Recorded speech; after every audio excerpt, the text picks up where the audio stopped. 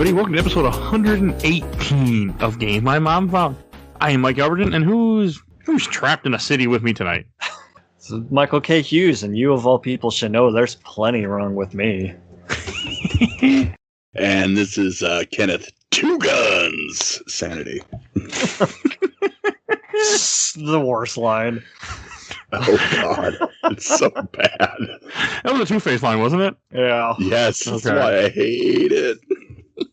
2 guns, bitch. Oh, my God. Okay, that was funny. I don't know why. That was really funny when you said it. I can't stop laughing. All right, I should introduce what we're talking about, because I'm pretty sure this is my pick. Yep. Okay, I couldn't remember. This wasn't originally on the season, but we changed it because I wanted to play it. So we are talking about Batman Arkham City, developed by Rocksteady Studios, that came out in 2011. Mm-hmm. And man, what a game. What a game. So, first thing I should say, if you do want the lead up to Arkham City, go check out the comic episode that should have came out a day or 2 days before you're hearing this, so go check that out.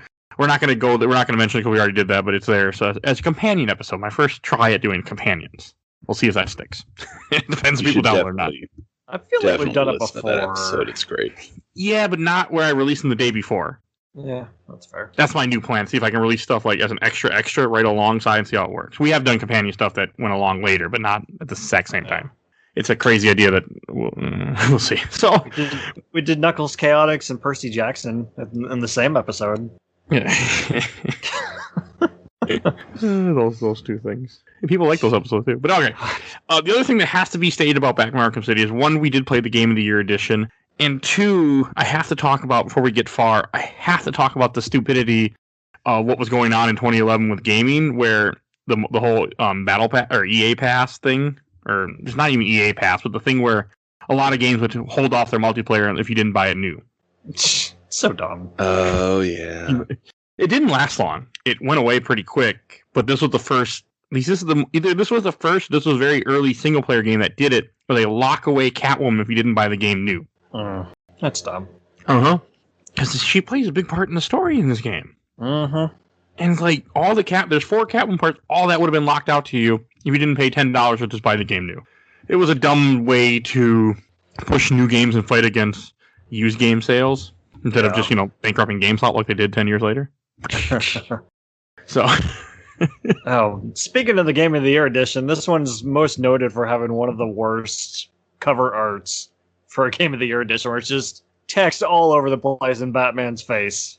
Oh, I don't know what you're talking about. That's brilliant. Brilliant cover. I don't get... Like, it could have just went with a 10 out of 10 Game Informer and just left it at the top. Like, why do you need 5 out of 5, a must-own Game of the Year, Metacritic, 5 out of 5, one of the greatest games ever made, period, from G4 TV. Like, I love how all of those are bigger than the actual title of the game on the box. But brilliant. It's beautiful. I love it. I have a copy of it not that far from me. It is the worst, though. And I don't get it. Like, it doesn't make any sense why somebody signed off on that. Yep. The Game of the Year version also does come with the Harley Quinn's Revenge DLC, which we will not be talking about in this episode for reasons. And it comes with the Robin pre-order DLC, which when this game first came out, you could only get Robin for challenge maps and stuff if you bought the game from Best Buy. It was a DLC, a pre-order bonus. That's the word I want. I'm glad those aren't really a thing anymore. Yeah, me too. Well, I mean, kinda they are, but it's not as essential as it used to be. I mean, I almost bought this game at Best Buy just because I wanted Robin, and I hate Best Buy. I mean, I don't like the company. I don't shop there because I just don't like them. And depending on which Robin, I hate Robin. Yeah. That's fair. I like this Robin. This Robin, yes. Damian Wayne, not so much. Oh, you're not a fan? No, I'm not a fan. Damian Wayne's a punk. Yes, a punk. That's the best way to describe him. Son of Batman, here we come. Oh, boy. It's a good movie, though. So that's the other thing it had to be. And then Nightwing was DLC, if I remember correctly. I think Nightwing for the challenge. Yes, Robin and Nightwing were only in the challenge maps. Yeah, which was really stupid. We'll get there. I don't want to talk about that near the end. But we will talk about challenge maps and all that. So I also got to say, this game has to have one of the best openings in a game of this generation period. I know when I first played it, I do like this. It's great. I really do like this opening. It's so God, I played this like over a week ago. But it starts off with Bruce Wayne like getting captured by the Tiger Guards, which are the guards that work for Arkham City. I should describe what Arkham City is. They just lock him in jail right away. Like that's how you just get the game starts out with him getting arrested. At a press conference. Yeah, who the hell would have thought? Also, this game is a direct. Oh, there will be spoilers for Arkham City. Probably spoilers for Arkham Asylum. You've been warned. Go check out our episode 97 if you want to hear us talk about Batman Arkham Asylum. We covered that. Okay, I should say Arkham City. So after Arkham Asylum happens, everybody breaks out of Arkham Asylum, and they got the bright idea that instead of making a jail, we're going to wall off a section of the city and put the inmates all in the city and let them and just say "fuck you" and die. Essentially, yeah, let them kill each other. Yeah, that's how you reform people. Yeah, okay. Yeah, that works out. We're just going to wall off part of the city we don't care about. Yeah, who needs property? Who needs this real estate? Just wall it off. So my question is, did they buy every building, or did you say condemned, and just lock the doors? Like the Monarch Theaters here, and like all kinds of Gotham landmarks. So it's not like it was completely devoid of life. No, there's apartment buildings, all sorts of things. Yeah, no, this is prime Gotham real estate. But Mayor Quincy Sharp just goes ahead and martial law. We're gonna block this off. Yeah. Also, this is not very long after Arkham Asylum, like a few months, I think. It's very close, because I actually am watching a whole video about the timeline. This is year 11 of Batman 2, which is never really stated, but he's been Batman about 11 years. I know they explain it in the comic, but it's just funny to see Quincy Sharp go from the warden of this asylum that eventually goes to shit in a matter of days, and then he's mayor now. Like, promote that man! Hey, if anything has taught us in real life, we like people that are fake on TV. God. We are not a political podcast. We are not. That's smart. I'm going with that joke, but yeah. That's what it makes you think about now, too. Because Quincy Sharp was an idiot in the first game, and how do you become mayor if you fail your job that bad? But when you have a significant business partner that is backing you from the shadows, that's how. Yeah. I want to say in the trailers for this game, did they hype up that Hugo Strange was the villain? No. Okay. I can't remember the trailers much because I didn't watch one before this episode. Yeah, I don't remember the trailers saying anything about Hugo Strange. Okay. Because I remember when I first played the game, I was like, what? Oh!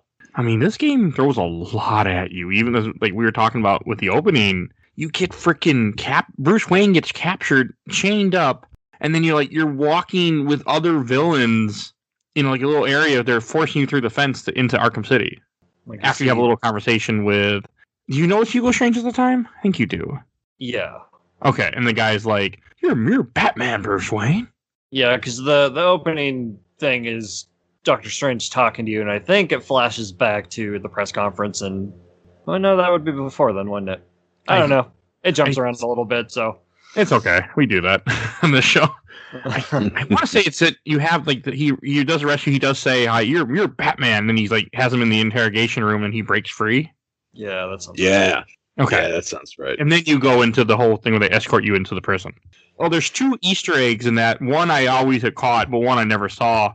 The first one is when you're walking in line, the guy that's in front of you goes, bang! Deadshot. Did you know Black Mask is also in that scene? That I did not know. I didn't either. If you stay around before you go in the fence where you're supposed to go, on the right side, he's getting beat up by a couple guards, and he has the mask on and everything. Interesting. Never knew that until I was watching Easter eggs about this game beforehand. But he's standing there. He gets his ass beat, but he's standing there. That's a waste. Mm-hmm. They don't do anything with Black Mask in this game. He's in Origins a bunch, sort of. Yeah, and he's in that one for the Vita that came out, Operation Blackgate or whatever. Blackgate, It's going to be on the show. 100% going to be on the show. I love that game. We found our guest. I'll hit you up next year. Fantastic. I'll be around. I just love the fact there's so many Easter eggs in this opening. Even I played this game multiple times before. Even now, it still hit me. It's still so cool to you're escorting in prison all these prisoners. We're gonna get you, Wayne. We're gonna kill you. Man, it's so good. It sets such a tone for this game that just can't be beat. And at that point, they don't know that he's Batman. They just want to kick his ass because he's rich. Yeah. So, once again, video games promoting the liberal agenda. Eat the rich, y'all. Including Penguin, who's like, well, I'm going to get payback on you for screwing my family over. Like, oh my god. Did you pick Can we the wrong talk guy? about this Penguin? I like this Penguin. Oh my god. If it was a cartoon character again, Like, I'm a huge fan of the Guy Ritchie, like, London crime movies.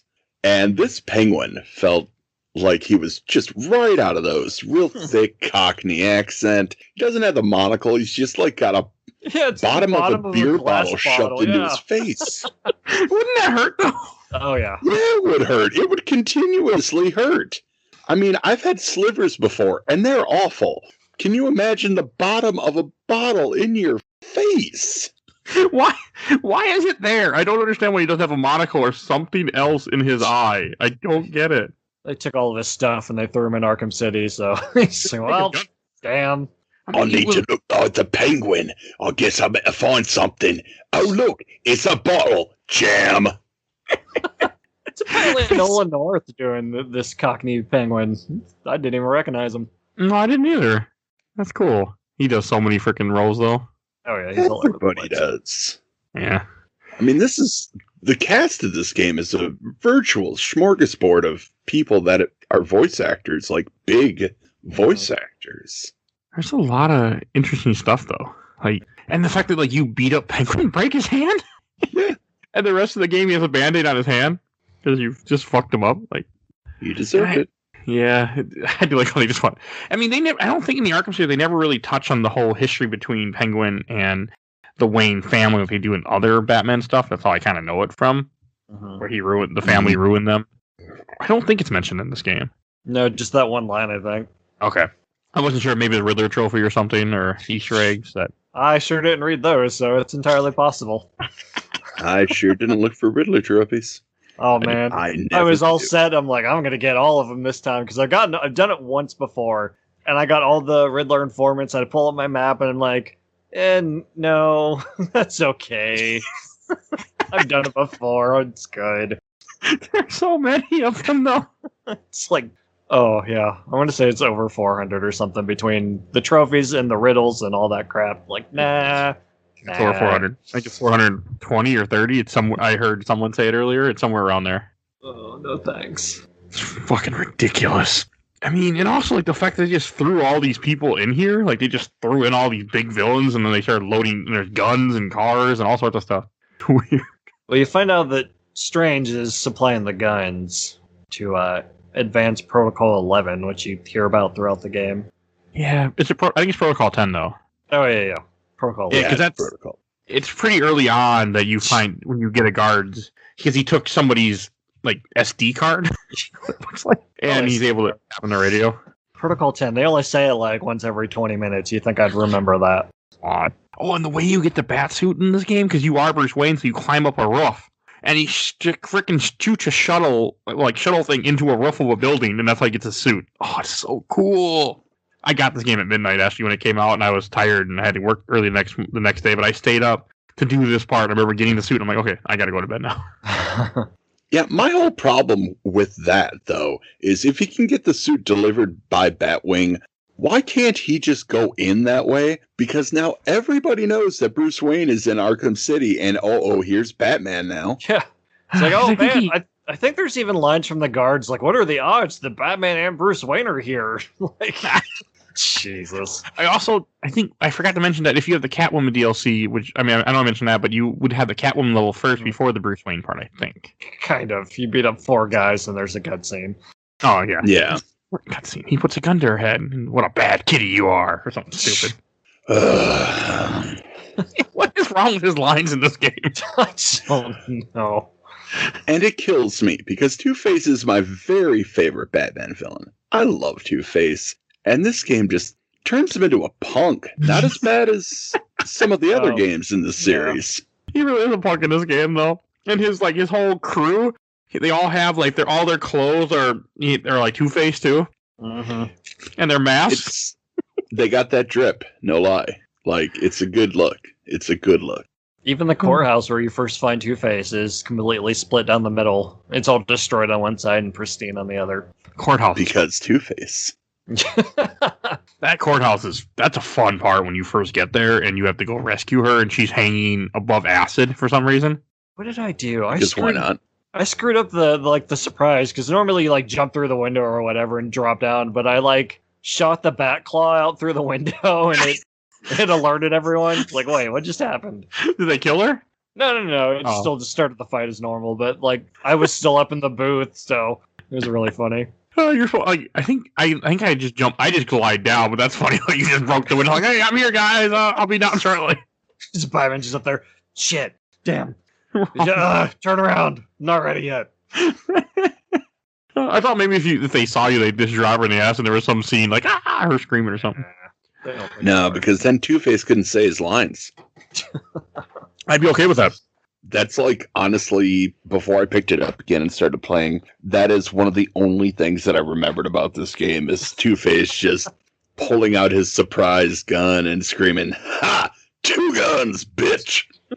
Like an idiot. It's Troy Baker, too, so it's not like it's some fledgling voice actor. It's just that he was given those lines to work with. It's okay, I guess I'll just go full ham on it. Now would be a good time to bring up that this game was actually written by Paul Dini. Okay, which is cool to think about. I mean, it's great that, you get some continuity between the animated series and this and the prequel comics before, obviously. Yeah. But that's the best they could do. I mean, I still will say that the story in Asylum and City is still amazing. I mean, I still think it's a great story. I can't remember Origins. I never finished Night, so I'll wait to get there. But he started a very good beginning of the story. Yeah.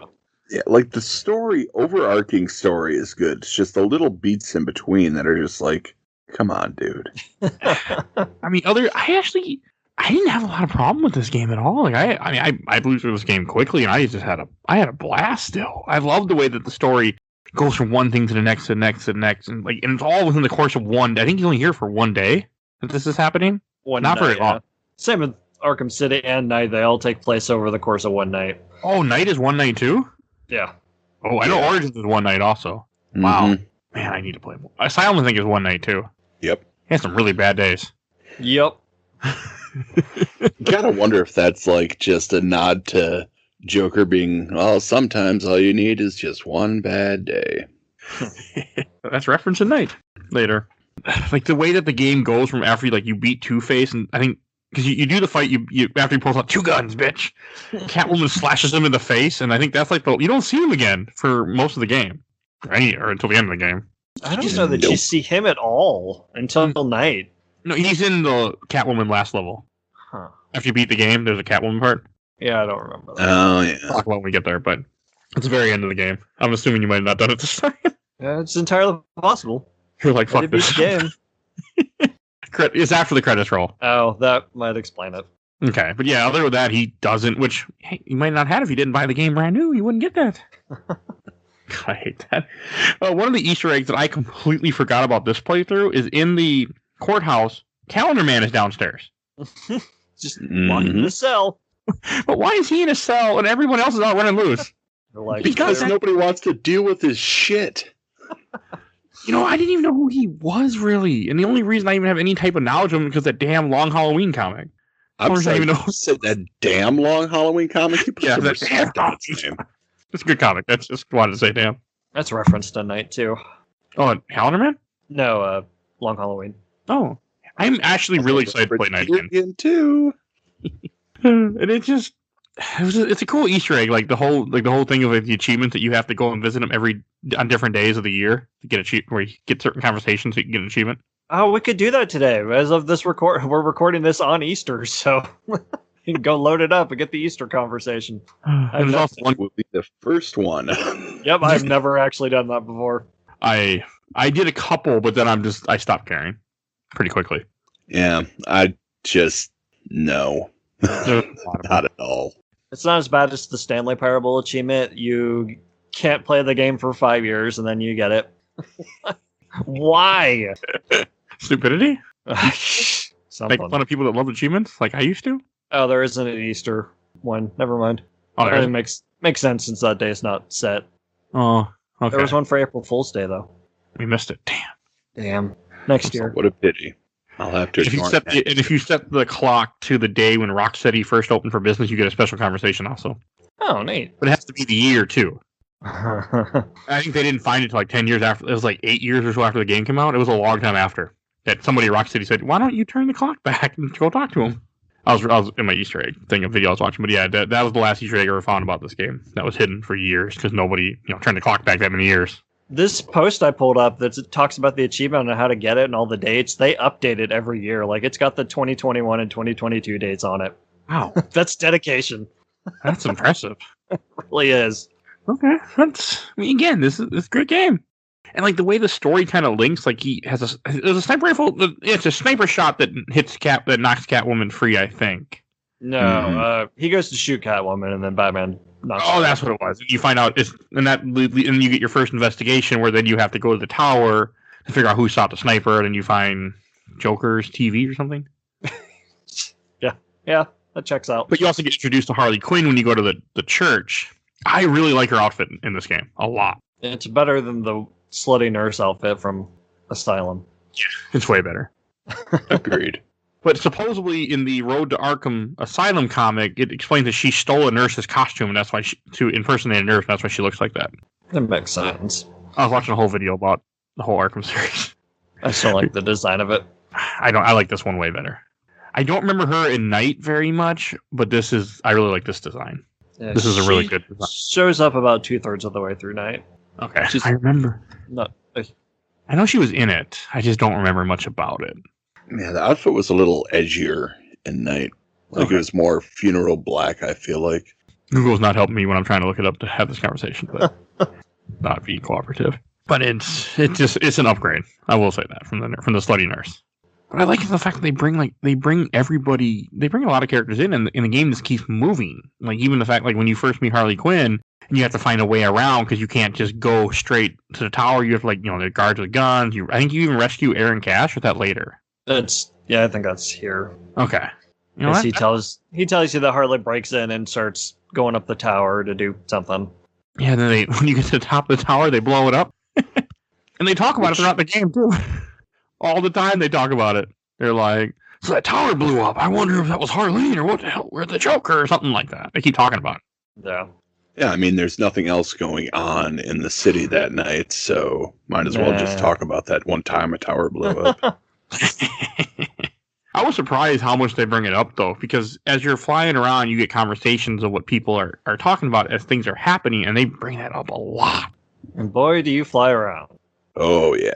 I didn't realize, but which is new in this game. You couldn't do it in the first game. It wasn't in Asylum, really, where you couldn't dive bomb and keep gliding. Yeah, because you didn't need to. Yeah, you cannot run around in this game, though. You will be very upset if you're running around on the ground for long. Yeah. That's one of my issues with the game. I don't like this open world at all. This is not one of my favorite open worlds. Yeah, somehow it feels open but still crammed. Like everything's crammed together, but it still feels like it takes forever to get where you're going.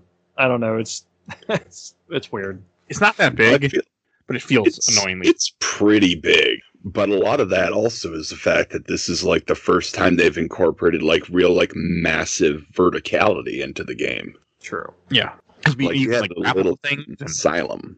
But this is so much. It's a little too much sometimes for me. Oh, yeah. Especially when I'm flying around back and forth trying to do side quests. My biggest issue with it is just this weird horseshoe shape where you have to go, typically, especially the Victor Zsasz side missions, you have to go from one end to the other, but you have to go around Strange's big tower in the center. Like, you can't just cut across. So I have a question about that Zsasz one. Did anyone else have the dumb fuck part where, as Zsasz was talking, they just sat there and were wondering why it wasn't connecting and weren't moving the controller around? The first time I played this, I absolutely did that. I did that today. When I first played the game, I'm like, and I remember the bar's not filling. I'm like, oh, oops. At the very end of the first conversation, I realized, I can move the thing. Got to play phone tag with Victor Zsasz. I do like the Victor Zsasz side quest though. For a character I didn't know existed until the first Arkham Asylum game, I didn't know who he was. I like the fact that he's calling you and he has people he's threatening to kill if you don't get to him. You have to listen to him just tell you his life story and you track the phone call. So I'm not a therapist. Jeez. I mean, it makes sense, though. I mean, Batman is something special to these people. I mean, they've been dealing with him at this point for 11 years. Oh. Yeah, it's not the worst side quest in this. What is the worst side quest, then? That would be the Tea Party with the Mad Hatter. Hey. I love how that one happens. Because it's midway late in the game, and you're going to get the antidote from a canister, and all of a sudden you just wake up with Mad Hatter. So dumb. They just drop you in it. Here you go. Table. He's got another side quest in Night, and it's way better. Okay, Night is when he has a girl captured in the building, right? You're like still doing this weird alternate reality thing, but you're like fighting on top of a pop-up book. It's pretty cool. Because when I did it in this game, I was looking for Alice. I'm like, where's Alice? I remember her being in here somewhere, and I think yeah, she is. Yeah, you are chasing some girl in Night. Okay, I put my games together in my head. They do that. I didn't have a problem. I mean, I see where you're coming from. Like, Night is way better for this scene, but it was cool that Mad Hatter was even in this game because you do see the Mad Hatter shop at one point in the game. You'll fly by it. Yeah, I think I'm just not a fan of the character. Yeah, I'm not either. Are you a fan? The thing about Mad Hatter in this game is that his voice actor was Peter McNichol. Name sounds familiar. Peter McNichol. You guys ever seen Ghostbuster 2? Oh yeah. He was the dude that played Janosch in Ghostbuster 2. Gotcha. You know, that's the little guy, right? That's with the painting. Everyone's favorite character. So the guy was in Big Bang Theory as a nut living in a cabin. He's in. I just couldn't tell you. I watch good TV. You know, I was one of those crowd that said Big Bang's it's a stupid show, and I have watched all 12 seasons now in the last 2 months. So I got nothing anymore. This quarantine does weird things to all of us. Most of the side quests, but also I love the fact the game sprinkles the side quests throughout the game. Like, you don't get them, you know, because a lot of them are multiple parts. Like Zaz has multiple phone calls, or even more phone calls if you screw up the first time. And they only open up as the story progresses. And I feel like this game doesn't really ever get boring. It's moving you from one thing to the next to the next. Like, I want to say after the whole, God, what the hell is I'm pulling the guide. After you have the sniper tower with Joker. And now you're like, okay, I got to go find Joker. And you go to whole Joker's lair in the old foundry, which is Black Mass's base, essentially, supposed to be at one point. Yeah, because he remote controlled the sniper, so you're following the signal, and it takes you to the steel mill. But it's cool. You get Detective Batman, you get Action Batman, I love the way this game strings you along, and the way that you get into the foundry, flying in the frickin' smokestack. Oh, that is still. Even Alfred's like, it's suicide. He's like, all right, the main smokestack. Got it. It was still cool. After all this time, still cool. I died at this part, though, because you're supposed to grab some pipe and open it and drop water, and I just jumped on it. Didn't work out so well for him. Into the lava. Yep, I died a few times. But still, even standing on that metal hovering above the lava, that thing's still going to be hot as hell. I don't care how good your batsuit is. It wouldn't be okay. Nah. It's still cool, you're freaking in a foundry sneaking around and you're fighting Joker's goons and you have to rescue a doctor, and I feel like the area they set up, when you have predator rooms and everything, just go along so well in this game. Arkham Asylum was good for feeling like Batman, but this one I really felt like, all right, this is what Batman's like. Just all the sneaking around and the fear takedowns or whatever they were in this game. Is it silent takedown? I think what they call it, right? Or fear's Night where you fear takedown. That's a Night. Yeah, where you can string multiple ones together. Yeah, I really got to replay Night. You need to put that on the show, Mike. It's so good. It's still my favorite. Okay, I'm excited to try it when we get there. And then you get the remote electrical charge, which I'd forgotten how this gun thingy works. You can shoot shocks to open up doors and stuff. I like it. I have no problem with the gadget. Yeah, I think I like all the gadgets in this one. Yeah, they're all pretty good. And it's the way that you're leading up to getting to Joker and you have to fight the hammer boss. Oh, Mr. Hammer. The giant one-armed guy with a hammer. I like these guys.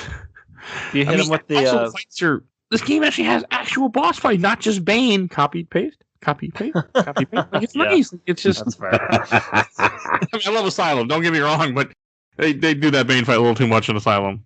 So everything in this game is so different because even if you're fighting the Hammer Brother, you're still fighting tons of other enemies are in the room, and the Hammer Brother, you just have to keep punching them in the stomach. Just keep punching them. Just keep punching them. Until finally he goes down. Brother. Well, they are brothers. Yeah, you hit those hammer guys with the electric charge, and they like spin the hammer around in a circle and hit everyone around them. Oh, I never did that. Yeah. Oh yeah, it's pretty dope. That's cool. See, I mean, there's so many little things in this game. Like, I mean, I play this on easy because it's me, so I don't too much of a problem. But that is cool. You can do that. I also love the interactions between Harley Quinn and you. She's like, "We're not ready yet," and I think this is the first fake out when you go up there to where Harley Quinn and Joker are. You see someone that looks like Joker that's either, I think, dead. Yeah, it's dead. Okay, then Joker jumps out and grabs you, and then like gasses you. But is that the real Joker, or is that somebody else already? So the one that jumps you, I think, is the real Joker, and the person in the chair is just somebody that they the painted random up. person. Because he says you fell for the old fake Joker bit, but there's clearly a skeleton when you go into Detective Vision, so it's not someone else. Okay, you know where I'm going. Yeah. I'm waiting, but you know where I'm going with that Joker. The that best thing. twist. In the series. I love it. It really is good, and that's another thing. That's so like this game found a way to put so many Batman characters in and still make it it's very engaging. And I wasn't a huge Batman fan before the Arkham games. This is what really grabbed me and made me a Batman fan. It's this series. Me too, I think. Like, I watched the cartoon, which is great, but I don't know. I was always like, Batman's cool, but like Superman could do all this stuff, and now I'm like, well, Batman's pretty badass because he can't do all that stuff. Yeah. At least in this game, he didn't tell me what's your superpower. I'm rich. There wasn't that line. I know you like that line. Which, by the way, it's still in the Snyder cut. Oh, That wasn't Whedon. lovely. Oh, the Snyder Cut. It's a good movie. It's on my list of things to do when I have 4 hours to kill. No, It's you watch it in parts. Don't watch it at one sitting. I watched it for a week. It's a good movie. It's a good I've 6 watched it in one sitting. I don't recommend that. And then, so like the whole thing where when he drugs Batman or when Batman gets knocked out, he freaking injects his own. He ends up hooking IV up to Batman and injecting his own blood into Batman. He hooks un-Ivy, not poison Ivy. He said he hooks Ivy up. Like, hold on. I want to clarify this. She's not really in this game, but we'll get there. Oh, she is. Yeah, the Catwoman DLC. Yeah. Well, Yeah. You know, huh?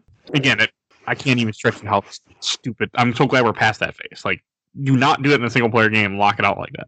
Well, see, I don't know. Like, the Catwoman stuff didn't seem story essential to me. It was just kind of like, oh, okay, so this is also going on right now. 2 parts, I think, are 3 parts are very story essential. The 4, I think. 2 parts, bitch. Nice. Okay. And then, so after he I like how he's in the wheelchair, like strapped in the wheelchair, and he just kicks him out the window when he wakes up. Yeah, with the cell phone taped to his chest. He starts ringing, and he just breaks it after he talks to Joker, like, "Hey, you got some blood there that might not be too healthy. I should know. It's killing me." Yeah, we should probably mention that Batman is voiced by the great Kevin Conroy and Joker is Mark Hamill. Yeah. Reprising their roles from the animated series. Man, do they do a good job. Oh, yeah. And Mark Hamill wasn't thinking about coming on until he found out that Paul Dini and Kevin Conroy were both involved with this game again. That's what made him come back. Awesome. Yeah, he does a great job. Mm-hmm. He's still number one Joker, Mark Hamill. Yeah. Kevin Conroy, he's a great Batman.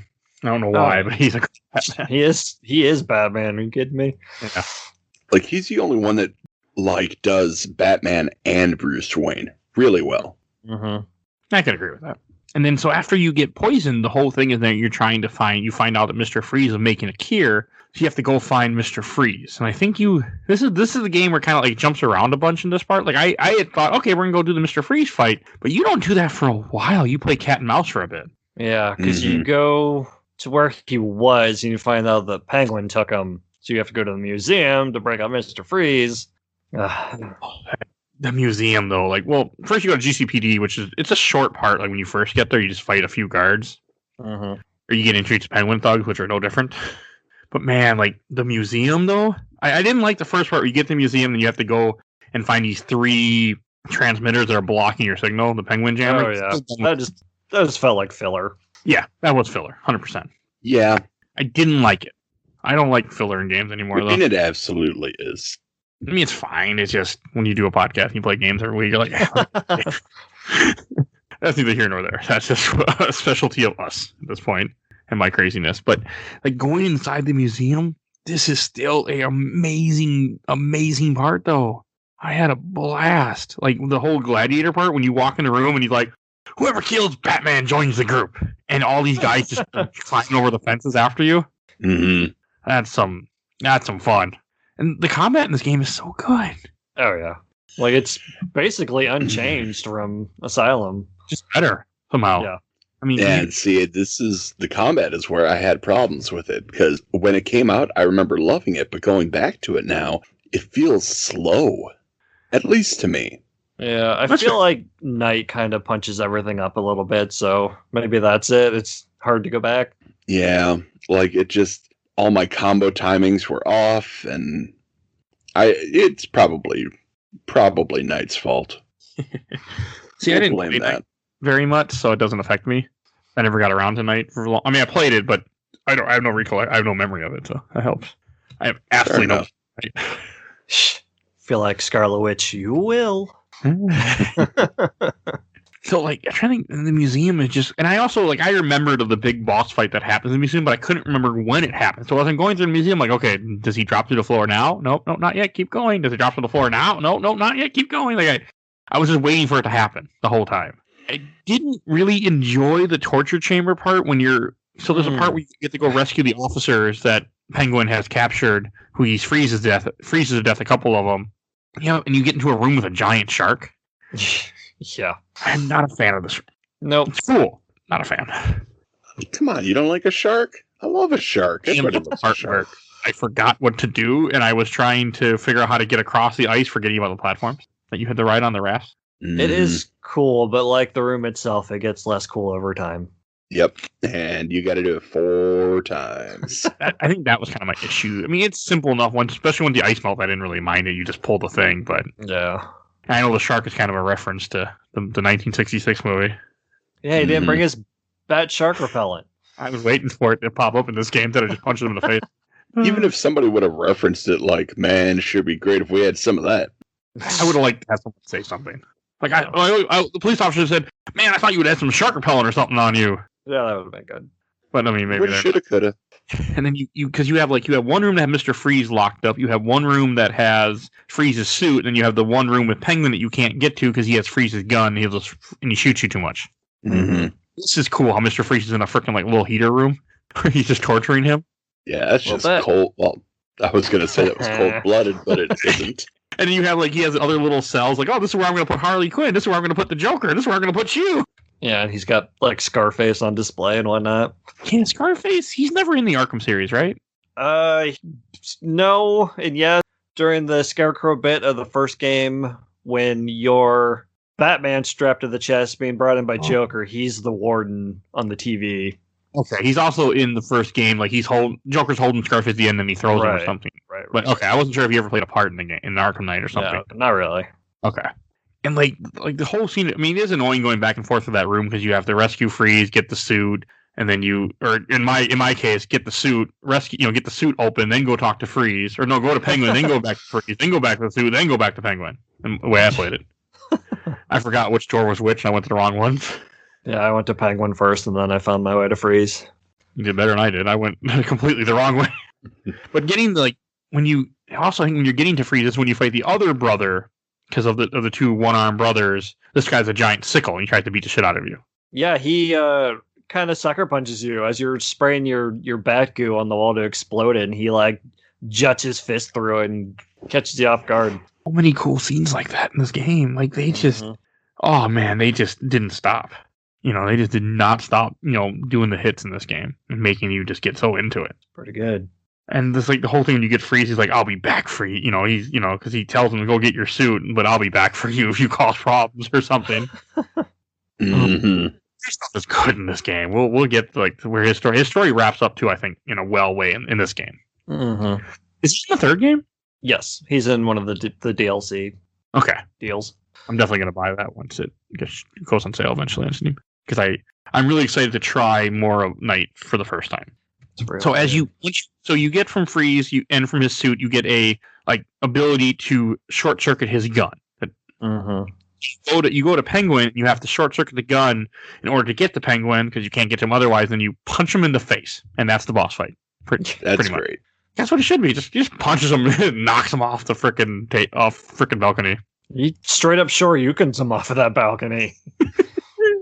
It was so cool. And then I was like, okay, and this is the part, because he ends up he has a bomb in his hand, or a switch, and he blows up the floor that you're on and drops you into Old City essentially.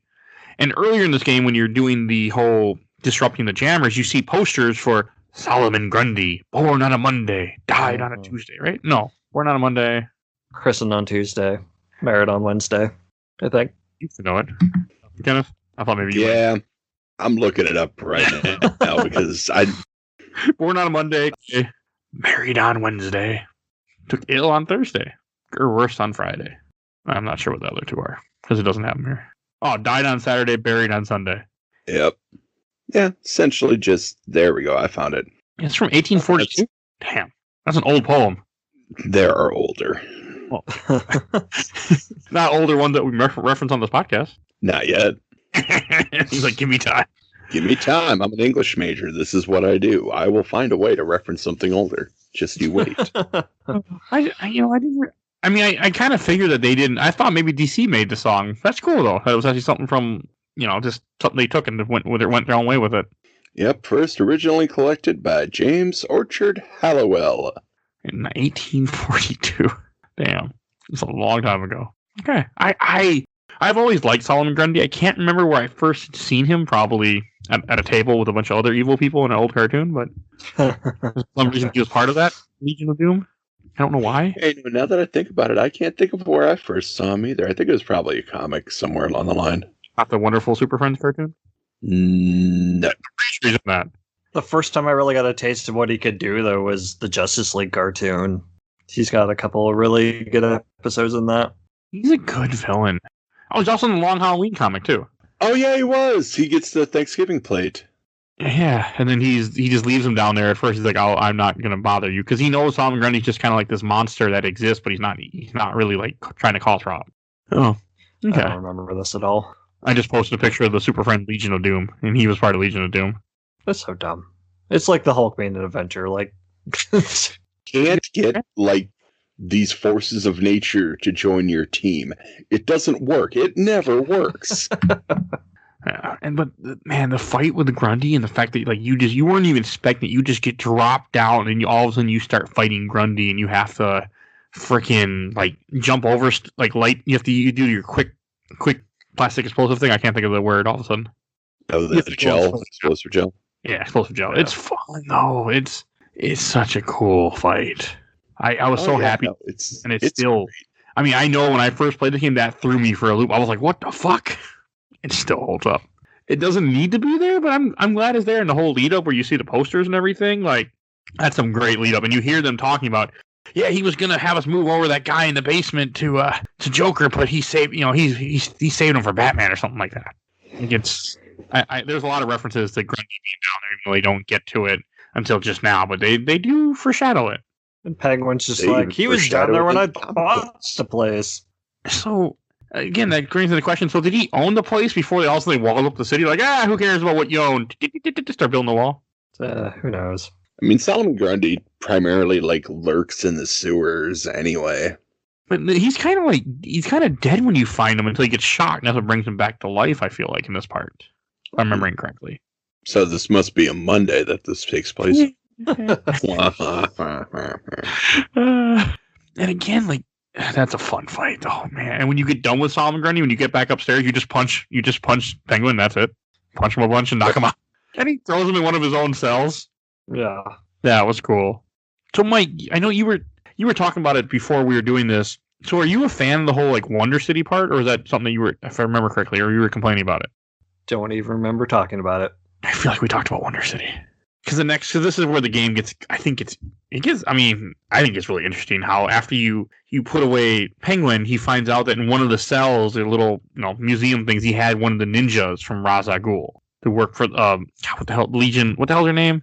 League of Shadows. Yeah, League of Shadows, and like she breaks out because he started talking about getting Ra's al Ghul's blood, and he follows her because she's bleeding from breaking the glass. Another cool detective part. Cool's a word. At least you only do it once in this. Not like Arkham Asylum where you do it 3 or 4 times. Do it a lot. I always love these sequences though, and I wish more games had them. Or you're just following because a trail. Batman is the greatest detective. True. And what's the point of having that if you're just going to beat the hell out of everybody you come across? You got to have those too. What about if you just have a car with an electric charge that just shocks them when you crash into them? They're okay though. They're going to get back up and walk away. Yeah. They're fine. Miniguns, it's okay. This game doesn't have any parts like that make you feel like, yeah, they're dead. They're not okay. I mean, you do beat the shit out of them, but they're not like dead, like when they get hit by a car. I don't know, man. Some of those hits, like at the end of the combo, you just got to be like, oh man, they're dead now. Especially when the game glitches out in the physics and they're like bent over backwards over a railing or something. It's like, oh, I'm pretty sure that guy's just dead. But if you look at him, he'll say unconscious. Yeah. Okay. Also, if you got knocked out in Arkham City with how cold it is and you're half naked like some of the people you fight, they're not going to be okay when they wake up. Yeah, no, they're going to die of exposure. But at least Batman didn't kill him, so it's okay. He's not. Batman doesn't kill him, but he also doesn't not enable their deaths. It's like he says to Ra's al Ghul and Batman again, just like, I'm not going to kill you, but that doesn't mean I have to save you. It's essentially still murder. It's a different degree of murder, right? I think. Congratulations, you're an accomplice in manslaughter. Well done, asshole. No one's going to convict nature of murder. You're good. Man, Batman Begins is a good movie, though. It is. Too bad they only made 2 movies in that series. Yep. Hey, you know what? No. I watched it again, and I liked it better than I enjoyed it the first time I saw it. So, like, maybe give it another chance. I'll watch it someday. It's one of the other many plans for the show to review those movies. But I'm not ready for that 3 3 episodes. So I'm game for any animated DC movie before jumping into those. It won't. Just something I thought about. They're such great movies. But as you're following the assassin, you end up in like the old, like I guess it's Wonder City was the city that's built underground in the center of Arkham City for some reason. So you get like old Gotham and then older Gotham underneath. Yep. Old Gotham. This is a weird place though. They have robots and they have technology they shouldn't have, and there's a Lazarus pit down here for some reason. Yeah, apparently there's multiple of them throughout Gotham. I always thought it was just the one.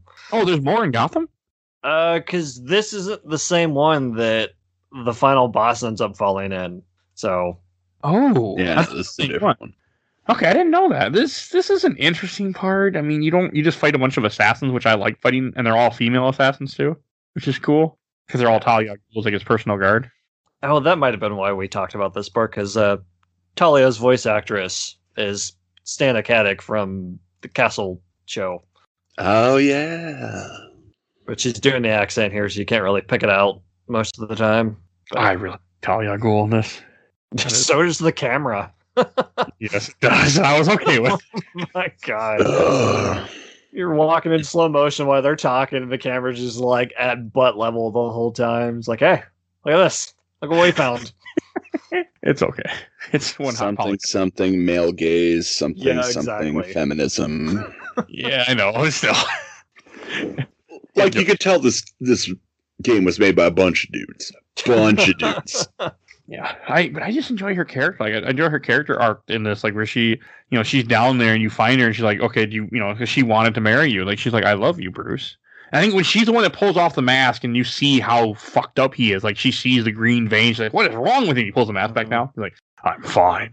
Because at this point, Batman's like already starting to collapse from Joker's toxic blood, which I don't think we really talked about. Why? Yeah. We talked about how he got it. Yeah, where he's injected himself with the Titan at the end of Asylum, and basically it doesn't play well with your normal physiology. Who could believe that? Man, injecting yourself with stuff like that won't kill you, huh? Like, it just... Bane's not healthy? What? Bane is okay, but 1 out of 100 people that get it. I mean, or 1 out of 1,000, maybe. Wasn't Bane kind of conditioned for it though, or something? I don't know. Or it's like the theory you never have a hangover if you just stay drunk. He's just constantly injecting himself with this stuff. Yeah, okay, that's fair. I'd buy that. Yeah. Which, I mean, he doesn't look too good when they take it out of him, though. Speaking of Bane, he's in here in a side quest too. It's but you It's- get one of those beautiful fights from Arkham Asylum again. You don't really fight him though, do you? After you find all the Titan containers, you fight them, and it's exactly like the ones in Asylum. But it was really short. Yeah, I feel like. it's nothing. I think you're breaking up. I'm breaking up. Okay, no, you just were. Okay, now we're good. Okay. I heard something about Bane. That was the last thing I heard. Okay. So, like the whole Bane thing, where you have these 6 canisters of Titan you have to blow up throughout the city, and Bane says he'll blow up the other 6, and then when you finally get all 6 of the game, kind of forces you not to get the last one until about now, or no, a little bit later after this. Then you go back to Bane's toy factory where he's at, and I forgot that you fought him. Yeah. And didn't And stick with me. It's exactly like the fight in Arkham Asylum where you just throw the batarang while he's charging at you. The dumb part was you lock him in an elevator, and then you go blow up the other thing that he can't get out of the elevator. I was like, come on. I'm like, Bane would have just ripped the elevator open. It's a good thing he doesn't have super strength, or we'd be in trouble.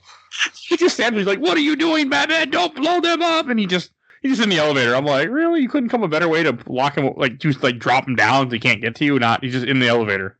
Yeah. That was the one part where I was like, come on, game. All of my super strength is foiled by pneumatics. No. But I'm glad it wasn't a whole lot of Bane, because I fought enough Bane in the last game. Yeah. Don't worry, Bane comes back in Arkham Origins. A lot. Well, that takes place before these, so it's the first Yes. time. Yeah. I don't think he's in Night at all. We need to talk about Origins. We will be, just not now. It's on the show eventually. It's a good game. You can keep Okay. saying that. I keep saying it. I was watching a video about it. And I'm like, man, this game looks so good. I can't wait to go back and play it. It's fine. What did you guys think of the whole, like, when you finally, as you go through Wonder City and you accept the challenge to become the demon, become Ra's al Ghul? One, I just love the fact it's like Talia's like, she's like, you ready? You're willing to do this for me? And he just lies to her.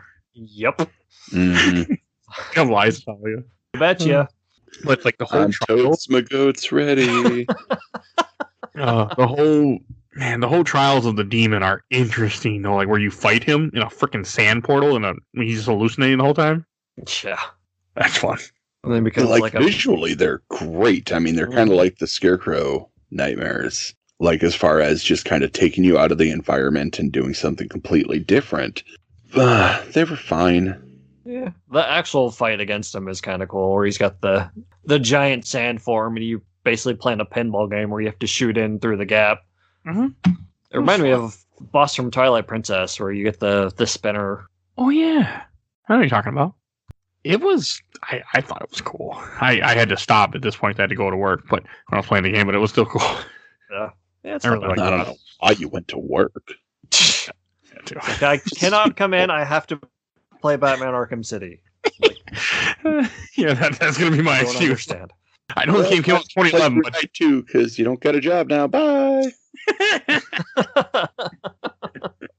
Might as well go for the Riddler trophies. I got time. I mean, it's funny, but also like, when you get done fighting them, you find out you've been in the room the whole time, like everything is a hallucination. I like, and he just stabs him. Doesn't he stab him with the sword? No, he gets the blood, but does he stab him with the sword again and like drop him in the pit? Or not later? I'm remembering. No, Correct. I think this is the last time we see Ray, so... Oh, no, it's not. What am No, I you see saying? him again. I can't remember what happened. I know you get his blood, and then Talia's like, "You lied to me." He's like, "Yes." I'm Oh wait, no, that's right. Batman. Roz killed himself. Mm-hmm. And falls into the pit, I think. Because he's Yeah. willing to kill Talia. Oh yeah, and that's when she gets mad. She's like, "Both of you are idiots or something." Because he Well, tried to kill her, shit. and he lied, and Batman lied to her. So they're both bad in her book. Dear It's- diary, these guys are assholes. One tried to kill me, and one lied to me. Fuck them both. They're both equally awful. Talia. I really like her. I just like the character in general. Yeah. She's one of my more favorite Batman characters from like Son of Batman 2 and that movie that I watched a long time ago. It's a good movie. Son of Batman. Wait, does that deal with the bitch ass little punk Damien? Yes, and Deathstroke. Yeah, I've seen that movie. It's fine. I'm a big trope too. Talia's in Dark Knight Returns. Well, she's not. Dark Knight Returns has two brand new characters. It has Steve, who talks like this, who was born in the darkness, and it has some other woman. That's all. There's no Batman characters in that movie.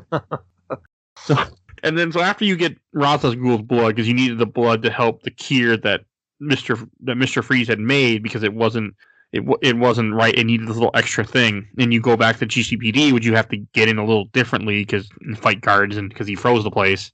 This is a great boss fight. Still, this is the best boss fight in the game. In the series, even maybe. Yeah, probably. I don't know Arkham Knight. I can tell you better than anything in Asylum. Knight's not really known for its boss fights either. Most of them are in the Batmobile, so okay. Yeah. That's my opinion of it. Batmobile's cool. Leave it alone. It's fine. I'll judge it when we get. I'll hold. My memory of it is not good, but that doesn't mean anything. I was in a really bad place, so it doesn't mean anything. We'll get there. I'm so excited to play Arkham Knight again, though, because I need to find out if I was wrong. I want to be wrong. I love Arkham. Oh man, the whole freeze fight, like you have to hit him like a couple different ways, but you can't do the same thing twice because whatever you do to hurt him, like if you go in a vent and you grab him and do a takedown from the vent, then he sprays all the vent and freezes them, so you can't do it again. It's so constantly like reinventing how you're fighting him during the fight. Yes, and he's just relentless. Mm-hmm. And he always knows where you are too. Even if he doesn't see you, the computer's heading right towards you all the time. Yeah, because he can send up the little drones that can detect your thermal levels or whatever. So good. And then like I did the one where I jumped up from a balcony and grabbed his ass. I did one where I jumped through a window, then he freezes all the windows. And you can electrify the water. Yeah, and if you're a punk ass bitch like Damian Wayne, you can access the Bat computer and it'll tell you how to beat him. But don't do that. It's more fun to discover it on your own. Exactly. I was looking up what to do. How dare you? I couldn't remember. I just remember I had to do different things, but I couldn't remember what to do. And so Alfred told me, because I was getting fucked up at first. I'm like, what do I do again? I can't remember. And Alfred's like, well, if you do this. I'm like, oh, thank you, Alfred. That's how Batman calls Alfred. Alfred, I can't remember what to do. Help me. I felt like the game. I'm pretty sure the game told me what to do because I was fucking up too much. I was having a hard time with this fight at first. I couldn't remember like all the different tricks to it. I think you can even do like the rope. There's a lot of different ways you can take them down in this though. Yeah, there's the overhead takedowns, ledge takedown, like all the different takedowns you can do. There's that ridiculous electromagnet, the freeze disruptor that you got. Oh yeah, I didn't even think about that. Yeah, it's such a great fight. Like this is, and you have to hit him like I think 4 or 5 times before you finally take him down. Yeah. It depends on what difficulty you're playing on. Oh, good point.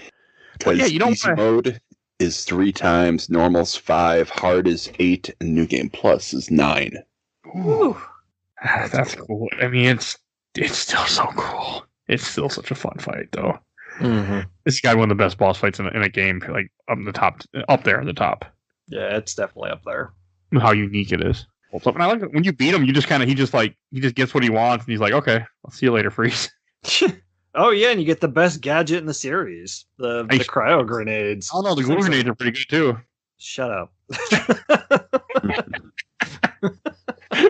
and the whole time, like you're looking at the safe that you're trying to get to, when you open the safe, you find out that there's no cure in the safe anyway because Joker stole it while you guys were fighting. Yeah, Harley burns in through the other side of the building and takes it. How did she know where the safe was? But Stop asking questions. Just accept it. I'm okay with it. And you think about the whole part, like he's dying this whole time, and even when you talk to Oracle, she's like, "Batman, are you like what's?" She's like, "You're dying." He's like, "I know." He really doesn't have much time, and you can go do side quests during this time. Nice.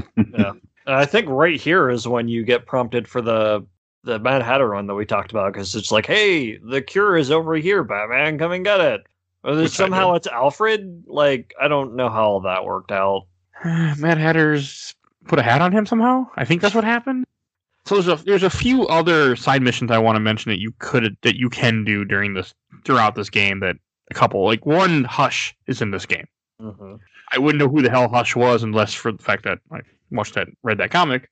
the whole Hush scene, I think, is like you can actually run into Hush early in the game when you first go to the church. He's in the church. There's a guy in one of the rooms. You talk to an NPC. You'll see a guy on the table holding onto a case that's unconscious. He pumped himself full of painkillers and cut off his face. Fun. Yep. And I had forgotten that they don't tell you where Hush is. Like I had to look up a guide to find the exact spots where you have to go to find him. Because you have to go and find. It gives you the first one, I think, but you have to find the rest on your own. Yeah, there's like a body in an alley. I think that's the start of this quest. This is a cool quest where you're running around and you have to go and you find these people who are all, you find someone that has their face all cut up with bandages wrapped around. Why he bought wrapping their face up, I don't know, since they're dead anyway. But because that's his thing, though. He wraps his face in bandages. Yeah. You gotta have a shtick. I guess you're crazy. They don't let you be a vampire or a villain in Arkham anything unless you have a shtick. Because the game is rated T and they couldn't have it go to M. That's probably the real reason why. And it's hard to make textures of bloody faces. That's probably another reason. That I really like the side quest. And then it finally ends as you go through it where you find Elliot. What was his name? Elliot? Thomas Elliot. Thank you. Tommy Elliot. You find him. They even have the whole conversation, him and Oracle will, where he's like, wasn't that one of your... He's like, he was a friend of mine when we were kids. And they talk about all that. And then you finally see him behind bars, where you're behind bars, or you're locked in the room. And he pulls off his mask and it's Bruce Wayne's face looking at him. But throughout that part leading up to it, people are like, Bruce Wayne killed that guy. And Batman's like, what? No, he didn't. I didn't. I mean, Bruce, no. Is the Hush stuff answered in Arkham Knight at all? He's in Knight. I remember the premise of it. I don't remember the story. Okay, but they do reference it at least. Yeah, he's like an actual mission in Knight. Because this just ends and he's like, I'll go after him tomorrow. I think that's not tomorrow. Something like that. It's kind of funny. And also, one that I couldn't do at all, because I couldn't get it to work. Deadshot has multiple little side quests in this game that you can do. Where the first one, it tells you where the guy's like, help me, someone's going to try to kill me. And you go to the guy gets shot, you follow the trail, but then you're supposed to go find these other spots with dead people. I couldn't get the other one to load. Anyone else have that problem? Didn't do the side quest this time, so no. Okay. Did not have that problem. Yeah, I didn't do them either. And this might upset some people, but I don't care about Deadshot. It's not Will Smith, so I'm not interested. Right? Didn't they recast Deadshot too, or is it a different character in the new Suicide Squad movie? He's recast. Okay. No, it's a different character. His name's Bloodsport. Oh, yep, you're correct. He acts like Deadshot though when I was watching the trailer. But he's not. It's Idris Elba.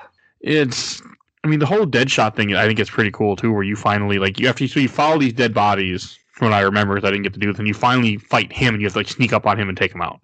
I remember that being kind of cool because he's yeah. He's I remember going to the rooftop at some point where that fight takes place because I have done it before, and I'm like, hey, this is where you fight Deadshot. Okay, moving on.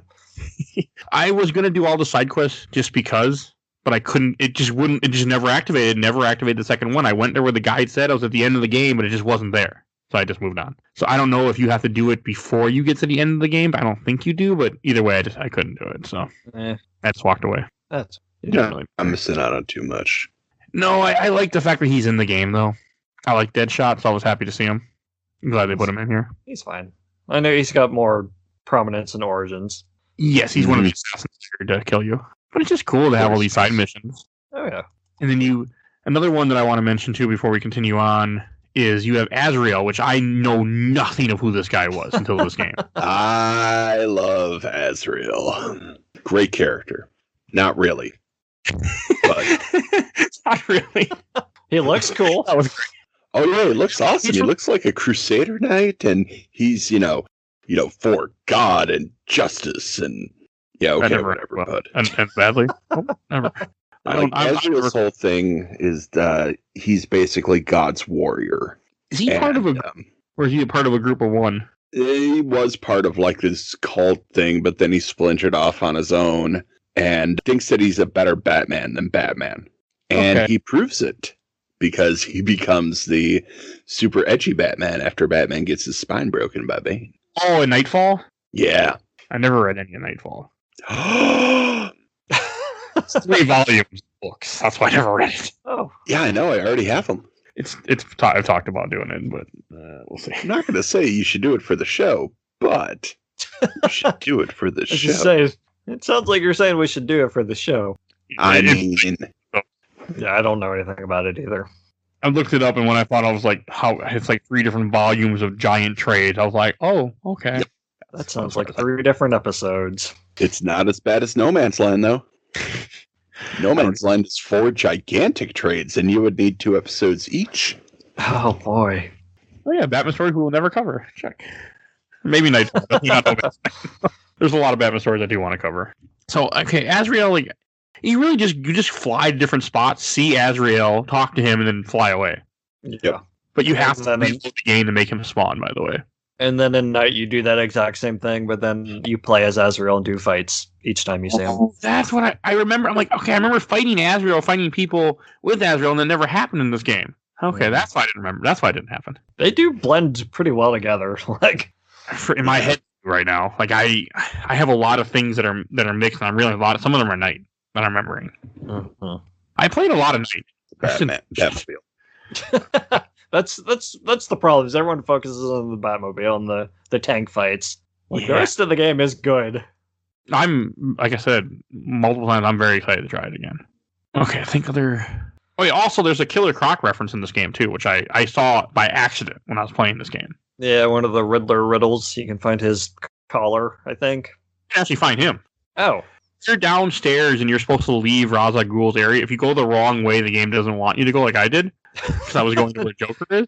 That sounds on brand. Yeah. You get to a dead end, you'll hit a switch, he'll pop out and say, "Oh, you're dying, Batman," and then go back in the water. I'll eat you when you're dead. And he jumps back in the water, then you have to go all the way the other way, because I was like, damn it. But then he would get poisoned too. Yes. It's Killer Croc. Poisons don't work on him.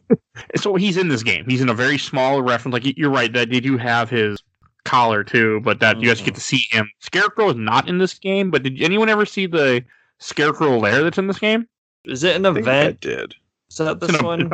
There's a random boat somewhere in the industrial district where if you go to the boat, you'll find, and you crack a code, you'll get inside and find a bunch of roaches inside there and a guy that dies when you get to him from fear. Oh yeah. Yep. Political prisoner or something. No, this one's an actual like Joker goon. At least in the Easter egg video I was watching, and you fight him. You just go. That's all it is. And also, Scarecrow's mask can be found somewhere on top of a bridge, and with straw, they put it in there. He got some goons that look like they would be his goons too. Yeah, after Protocol 10, they weren't sure if that was a texture error or not, or that was supposed to be Scarecrow goons. Yeah, he gets his big time to shine at night. Yeah, and he does shine. Ooh, baby. Oh man, he's pretty great. It's good that he's not in this game, though. Like, you didn't need Scarecrow again. Like, I'm glad they off to save for later. Wish they would have done that. That's probably part of why I hate the Mad Hatter stuff, because it's like Diet Scarecrow from Arkham Asylum. Yeah, that's fair. It's just not very... It's very short, too. It's just, you fight a couple goons in stupid hats, and then you punch the Mad Hatter. I mean, it's really not much to it. I remember it being more, but I was remembering Arkham Knight's version of it. Yeah. I was a little let down. I mean, that's pretty much the format of every Mad Hatter story, too. You just punch a bunch of goons, and eventually you punch him, and he's done. So they're being comic accurate here. Oh, he's got one of the best episodes in the animated series, though, where Bruce... Spoilers for a show in the mid-90s. Bruce finds out he's, like, locked in a dream. Basically outwits the Mad Hatter within his dream. Oh, I love that one. There were a lot of good episodes of the animated series. Yeah. This is a great show. You guys should do an animated series episode. We've talked about doing individual episodes, so that is a possibility. Some of like the arcs and stuff. Yeah. At some point, I want to for sure. So do we want to? Do we want to get back to the game now, or? Yeah, we got to talk about the best side mission, the Enigma Conundrum. No, we don't. Where you have to find all 400 collectibles in the game, and then you can go and fight the Riddler. Boo. I've gotten some, like, I know he has different hostages in different places, and that's why Batman's doing it in this one, that he's trying to rescue the hostages. So it gives Batman a reason to run around the city. I also ran into the problem where, like, the second prisoner, it's like, okay, you go here on the map, and then I go there, and there's just nothing there, so I don't know what I'm missing. Yes, I did the same thing. I wonder if it's like underground or something. Probably something hidden. I couldn't remember, and I didn't care enough, and I never looked again after that. But when you actually go to confront Riddler, if I remember right, he's got people strapped to bombs, and they're walking around with their heads down. You basically have to get to where he is without being seen, and then take him out. And then Batman straps one of those bombs to him, and it's so weird. What? Yeah, that sounds cool, except for the bomb part. Yeah, it's riddle me this, Riddler. Bomb. Get it. That's just Bane and Batman and Robin. Bomb. I never got into the end of Riddler because I never would go after all those trophies. Yeah, all 400 of them. 3 games, and I've never gone out of my way to get a Riddler trophy because I don't have the patience. I've done it in Asylum. I had everything in Asylum except 3 Joker teeth. Asylum's the only one I haven't done it in. That's the easiest one. You've done all the hard ones. I guess Origins, if you count that, because I never beat it. I don't know if it has Riddler trophies, though. Yeah, because he's like going by Enigma then, isn't he? I feel like he's in the game. Yeah. I see what you mean, though. Like, they have bombs on them. You have to, like, okay, that's weird. Yeah. It's odd. It's cool, though, that it's in the game. It's the one side quest I won't do.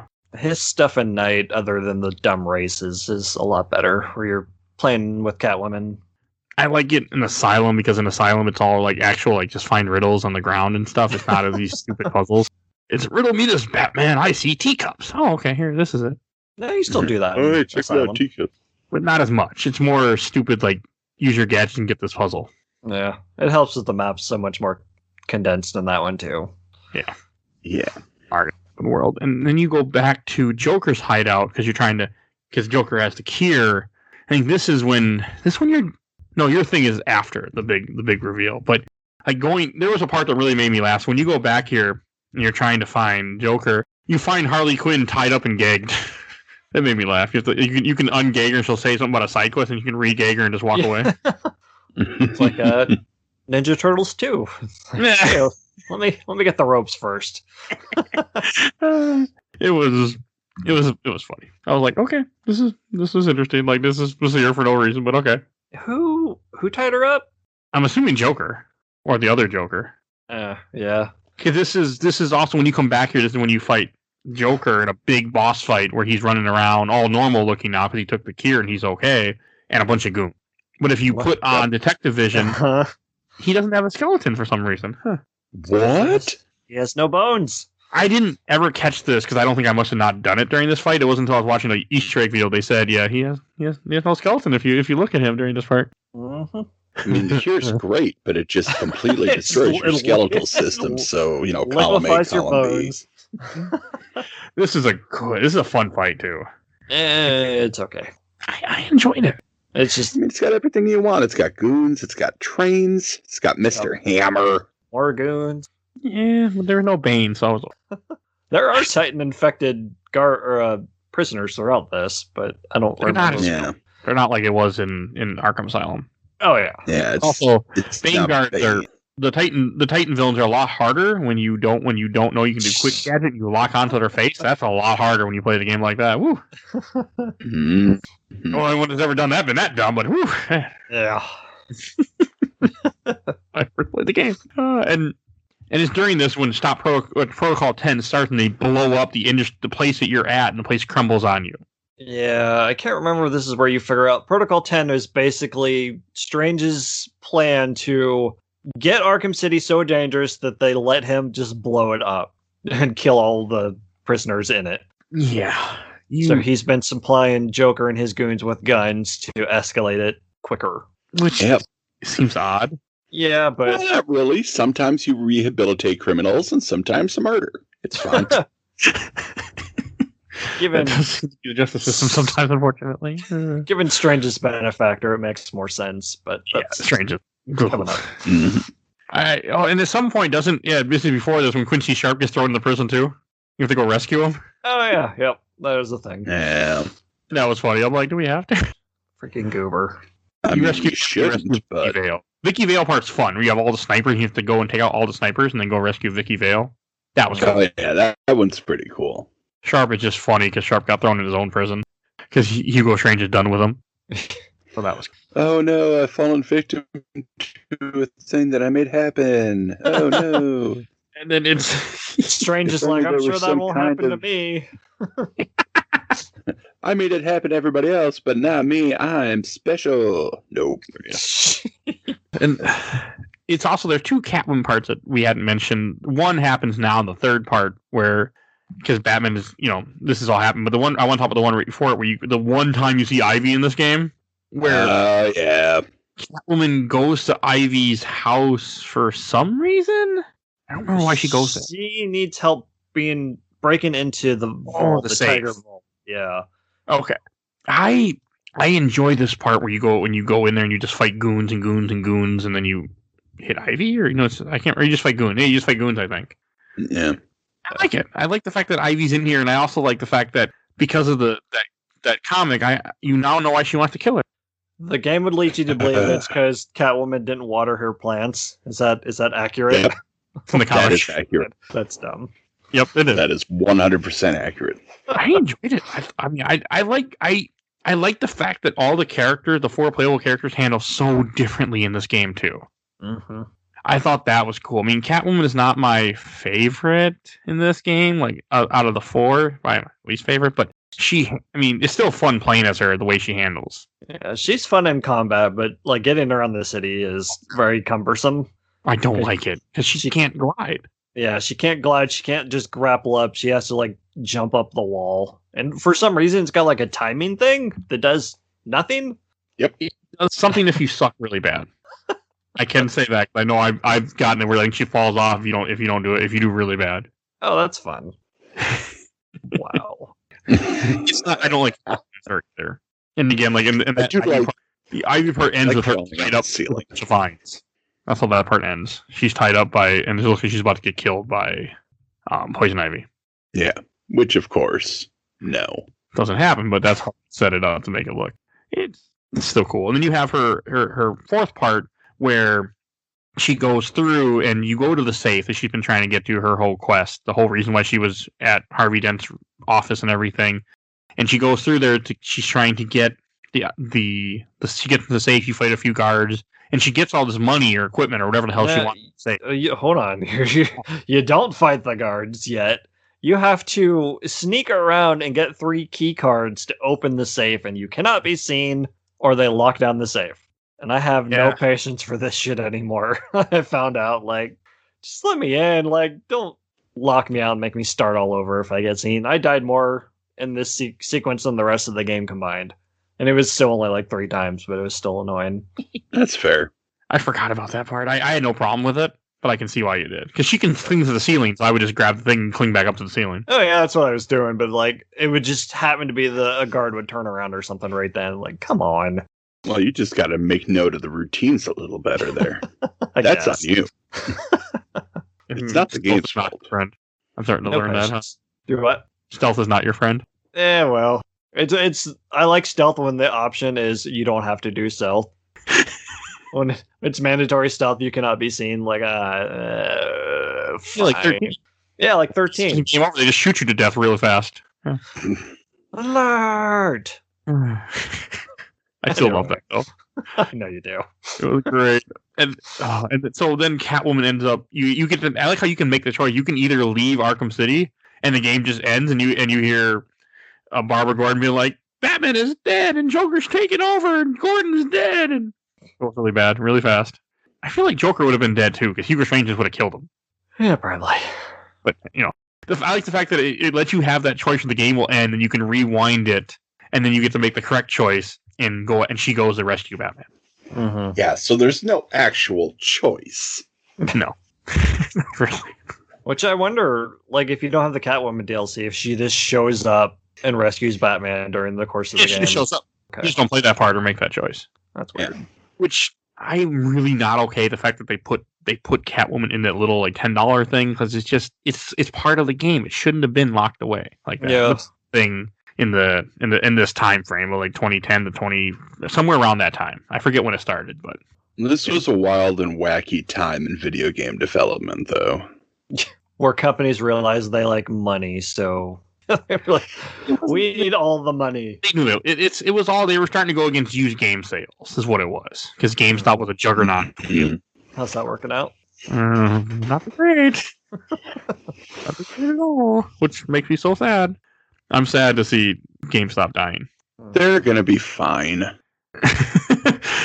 No, they'll get there. They'll get there. I mean, I ordered something from them like 2 weeks ago, and I still haven't gotten it. But they'll be fine. They're not going to be not fine. I mean, the company's failing anyway. Anyway, back to Thank you, please take me away, please. So you go. So how about that Wonder Tower, huh? This is kind of interesting because you see the tower throughout the whole game. This is when you have to go get on the helicopters first to go find the master code. Yeah, that's not filler. Is it always No, on the when you go to? No, it's definitely one that's over on the opposite side from where you start, but I don't know if it's always the same one or what. That's what I was wondering too, because it was later than I felt that it should have been. It's like 8 helicopters in. Like, okay, it's got to be one of these. That was a little annoying. But it was, I had a problem Wonder Tower. I kept falling off Wonder Tower while we were climbing it. I don't know why, but I kept falling off. And I kept asking myself, why am I falling off as I fall off again? it was, I mean, I like this whole confrontation where you climb the tower and you finally get to Hugo Strange and you just gotta like hack. I think you just gotta hack something he's in and then you go punch him. Yeah, you take out all the guards and then hack the door. And he's like, that won't stop me. I'm like, yeah, this will. Pop. I'm okay. I like the fact that you Knuckles, my only weakness. they don't have any power, so I'm okay with the fact that they just get their ass beat when you get to them. Yeah. And this is when you get the big reveal that Hugo Strange was only a pawn too. Like, oh no, I've been betrayed. You could have seen it coming. I didn't see it coming the first time. Yeah, I've forgotten this time that Rachel Gold just shows up and stabs him through the chest. Like, nah, you served your purpose. Which you find out that the League of Shadows is trying to just go through all of this just to eliminate Gotham's worst of the worst. Well, the idea was that the city would work out in Gotham, then they would do it in Metropolis. They mentioned Keystone or Central City. They were going to do this in other cities and kind of take over in a way. Yeah. But like bullets are so cheap, though. Like this cost millions of dollars. And just go kill people. Come on. I mean, to build all this, to get to the point where people agree to this, so you'd have to orchestrate multiple like emergencies to happen to make this happen. Like, it's a lot of work for nothing. You got to give Hugo Strange money, to give Quincy Sharp money, to get elected as mayor, to get all this. And, oh, yeah, it's quite the... Wait, like, is this all money laundering? Like, really, that's the only way that this would be worth all of this effort. It wouldn't even be worth all the effort then. We're going to give you all this money just so we can kill all these bad people. Why don't you just kill the bad people? I mean, they are assassins. Why don't they yeah. Shut up, Doctor Strange. You're not even the real Doctor Strange. And then when he kills them and he's talking about it, the guy's like, use Protocol 11. Password, Wayne. He blows up the tower that you're in. This is a cool scene where they're falling, and Batman never kills anybody, but he takes the sword, shoves it through Ra's al Ghul while they're falling. No. Ra's goes to stab himself, through himself to stab Batman, and Batman just lets go and lets him fall. Oh, okay, that's what I thought. I thought Batman stabbed him. It's like, nope, bye. But he didn't have to save him. And they also talk about that the reason why Hugo was working with Ra's al Ghul because Hugo had figured out Wayne's identity and told Ra's, and that's why he was able to join the group until he wasn't allowed anymore. It's less dumb than how it happens in the Batman Hush movie, but I'm not going to spoil that here. And then Ra's al Ghul gets Hans Gruber there on the fence post. Yep. A good fitting end. And then you have to go... And it's also funny because Talia's missing at this time. Talia was captured by Joker, but Ra's don't even give a shit. He's like, who cares? Yeah, because Batman, when he Catwoman saved him, was like, I'm going to get Talia. And everyone's like, no, you're not. You're going to go stop this madness. I like how much he does. It shows that he loves her in this. Mm-hmm. But that doesn't happen with Batman. Willing to put her before his ultimate mission. Yeah, which is not like Batman. Yeah. Well, he's poisoned. Of course, it's not like Batman. Fair. But he's still poisoned at this point, isn't he? Or did he take the cure finally? No, that's the very last thing that happens. My God, you were for a long time then. Yeah. Well, he gets the blood of the demon that's supposed to give him a few more hours. Oh yeah, that helps save him or something. Because he drinks that chalice with the... Yeah. And there's the whole Joker scene. So Joker is at the theater, and he's saying, hey, come to the theater, we got a special guest for you, because he's going to kill Talia if he doesn't get there, and you have to take out all these snipers before you can go land in the door and open it. The whole while Joker's like, why aren't you here yet? You should be here by now. I was like, dude, you're the one that put out a dozen snipers out here. Like, it's going to take a minute. That's a fun part, too.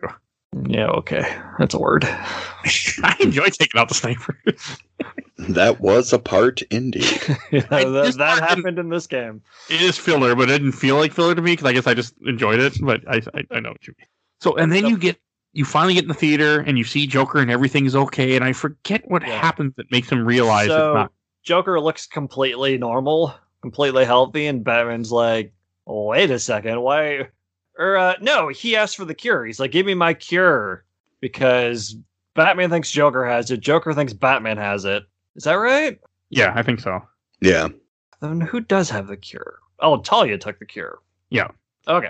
Talia gets shot too. I remember that, but I can't remember when that happens. Yeah, that's coming up. Okay. Because he's like, give me the cure. And Batman's like, wait, you don't have the cure. And he starts putting all the pieces together. And then the real Joker shoots Talia right here as he figures it out. Okay. And this is when you... Yeah, this is awesome. So you see the real Joker who still looks like complete ass, and the actual Joker, the one that had Talia, turns out to be the greatest actor, Clayface. Woo! It's such a cool reveal. I'm like, oh, it's Clayface. Yeah, I remember I didn't see it coming when it happened. I like how Batman starts putting together. He's like, wait a second. And it's replaying, you fell for the old Joker bit and all this stuff. It's like, oh, yeah. And Batman's just like, I probably should have seen that coming. I like when he asks Clayface, why'd you do it? The greatest role of my lifetime, or greatest role, or something like that nature. Yeah, I love Clayface. He's such a cool villain. Mm-hmm. He's good in this, too. Like, that fight is fun. Yeah, again, that's a word. You didn't enjoy the Clayface fight? It's fine. It's the closest I got to actually dying during a combat thing. Me too. It's long. Because you got to keep throwing freeze grenades at him, and you fight him back and forth for a bit. You got to go for like 2 life bars. He's got a... And then he grows like clay thugs. Those are fun. But Batman gets his sword power up at this point. Yay! He's sword Batman. Batman, or the power of self-respect. Oh, I love you for making that reference. Awesome. Best movie ever. It's pretty great. I like how you freeze Clayface. That's the only thing that can hurt him is freezing him. Mm-hmm. Yeah, because you don't. Well, I mean, what else can hurt him? Like, that makes sense. Fire? Wouldn't fire hurt him? He clay? Burn clay? Right? It just dry him out. Yeah. He just turned into a vase or something. He just hard him. He's like, okay, here we go. Put him in. But it's so cool you get to use a sword, too, because, Batman couldn't use a sword because if you slice someone, they're going to die, but he's just clay, so he doesn't kill him. So that works. And talk about, like, really trying to make something work. Like, Batman doesn't kill, but this guy's clay, so it's all right. That just reminds me of the Justice League with Superman. I feel like I live in a world of cardboard. And I know we reference that all the time, but it's fine. Freaking awesome. It's one of the best. So good. It's the best Superman scene ever on TV that I've seen. Correct. Yep, I agree with that. You can take it. You can take it. Such a big guy. Ugh. It's so good. Now I'm gonna have to go watch that again after this. So you end up. So you beat Clayface. I think Joker just dies because he doesn't have the cure, right? Or does he stab himself? Or I can't remember. Batman takes him the cure, and Joker comes up and stabs Batman and makes him drop it. Oh yeah, and he's like, Batman's like, you know, yeah, exactly. The funny thing is, I would have given you some. He's like, yeah, that is pretty funny, and then he dies. Which is, you think Joker would have known that, but it is Joker, so yeah, Joker's dead. Joker's dead, and he won't be back in any way, shape, or form. Sure. Nope, absolutely. No, we've seen the last of the Joker. He's dead forever. I wish. Arkham Knight starts with you pushing the button to incinerate his body. So surely he can't. Which is messed up. We'll get there. Series. It's We'll so get cool. there in another episode. But like after he dies, like the whole thing of like he carries his body out of the theater. All the goons like, "Hey, we're gonna get Batman. We're getting," and they just stop because they see Joker. They see you carrying Joker. He just puts him. I was just going to say, I can vouch for the trueness of this statement. That scene is a million times funnier if you play Celine Dion's "My Heart Will Go On" over that scene. Or the what's the Whitney Houston one from The Bodyguard? What it's playing when he's carrying her. Oh yeah, the Dolly Parton cover. "I Will Always Love You." That's the one. Awesome. And then he just opens the gates and leaves Arkham City. Yeah, Just brings his body out. Puts Joker on the hood of Gordon's car. Is like, here you go. Got your present, Jim. And Gordon's just like, what happened in there? And Batman just walks off. He doesn't even disappear or fly away. Just like he died. I've been flying all night. I'm tired. You deal with this. But it's still cool. Like Harley Quinn just starts crying, and I'm a fan. And then the game, because being an open world game, the game ends, but then you go back to Arkham City because of course you can go finish all your side quests, whatever you haven't done yet. Yeah, like those 398 Riddler trophies. And this is when you get the final Catwoman part if you keep playing, or if you don't turn off the game like some people did apparently. I don't know. Yeah, well, I did it because this is actually, I think this is a really cool part where she goes. You have to go all the way back to the museum. No, first you go to her apartment. Then one of Two-Face goons try to kill her because she's just going to get her stuff and leave. And then Two-Face took it all. He took her stuff, and of course he gave away half of it and kept half of it because Two-Face. So you have to go to the museum where you fought Penguin, that whole place, and get to one of the rooms as Catwoman, which is not fun. And then you finally fight Two-Face for the first time in this game, the only time in this game. I remember that at all. I'm sure I've done it before. I like it because I don't like Catwoman exactly, because you're in a big room with a bunch of goons, and Two-Face has a freaking grenade launcher, and you have to eventually get to Two-Face multiple times and just beat the shit out of him with takedown. Man, it's a good thing that they know how to use Two-Face really well. I enjoyed that though. Like I had no problem with this part other than Catwoman dies easily if you play dumb and she can't do what Batman can do. But it worked out okay. It was still, you don't have to take out all the goons. You can just take out Two-Face and then it's over. All the goons, just whoever's still alive, just drops their guns and leave, I guess, or whatever. They just disappear. If only he had 3 guns. It'd be 3 guns, bitch. Tri-Face. No, it wouldn't be 3. It would be 4 because 4 is a multiple of 2. There you go. Then he could become Quad-Face. 4 guns, bitch. Jesus. I want to see an edit of that where he's like, 2 guns, bitch. She knocks that one away and he grows a 3rd arm with a 3rd gun. 3 guns, bitch. Just... I'm Three-Face now, I guess. Shit. And then that's the end of the game. And then she goes, Catwoman sees Batman or something, they talk or something about he still has stuff to do in the city, I guess. They're still bad people. Leave me alone, I'm busy. I'll totally call you later, I swear. Go away, I'm brooding. It's definitely not my favorite open world, though. No, not at all. I love the story, I love the missions, but I could have done without the open world part. Mm-hmm. Well, we've been spoiled by newer games with better open worlds, so this one just feels kind of a little lacking in areas. And I feel like that's my issue with it, is that, it does feel like other games that have improved on the fighting formula have come along, and this, going back to this, just felt slow to me. That's all. I could have done without it being, it's not even that big, but it feels annoying at times. Like, I just didn't care. Yeah. But I'm also, when I play open world games, I only do the marks that the game tells me, like in Assassin's Creed. I don't want to go find stuff. I want it to be marked on my map. And in this game, things aren't marked on my map, so it bugged me too a little bit. I want the game to go here. You'll be super happy when we get the infamous Second Son, because it tells you where to go for everything. I'm completely okay with that. Oh, yeah. Well, I found out that I don't like games don't tell me where to go, and the camera, I can't move the camera. I found out I really don't like that. Yeah. We'll get there. Stay tuned for next week. So, any last things we should say about Arkham City before we go on to the few questions and memories I have? No, I don't think so. We covered it pretty well. It's definitely a game. It is a game. One last side quest you can do for no reason is you can go back, talk to Freeze. You can go find Freeze's wife in a warehouse. The game does not tell you where it's at. I had to look up a guide. Go to the warehouse, fight a bunch of goons, go back to Mr. Freeze, tell him about his wife, and then you can find him holding the Ice Cube wife. They've got more story in Night too. Oh, that comes back? Mm-hmm. Yeah. The only thing we didn't mention is instead of Arkham Asylum's Riddler maps, you find the Riddler informants, where when you're in detective mode, they appear as green silhouettes, and you have to just dispatch every goon around them except for them, and then you can interrogate them, and they will put a few of the Riddler things on your map, which I thought that was cool. It's fun. Gives a fun wrinkle to combat. There, I used their It's fun not word. as easy as it sounds, though. No, it's not.